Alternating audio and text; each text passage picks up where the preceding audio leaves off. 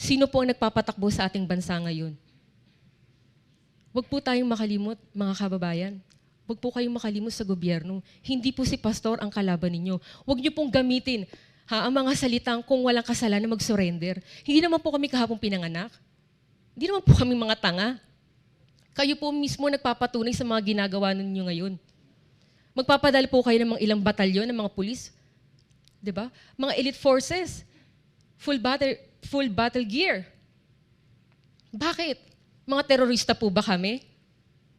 Ano po bang ginawa naming masama? Lahat po aligasyon. Madali lang po magbigay ng aligasyon. Eh yung mga totoong pumapatay, mga totoong sumisira ng bayan natin, eh bakit hindi po kayo din maging obsessed? So ano po pinapakita nito? Demonyo na rin po ba nagpapatakbo ng ating bayan ngayon? Hindi po ganun ang mga Pilipino. Gumising po tayo. Tingnan po natin ang totoong problema ng ating bayan. Si Pastor po at ang Kingdom of Jesus Christ, lahat po kami dito, gusto naming mahalin ang bayang ito. Yan po kasi ang turo sa amin ni Pastor.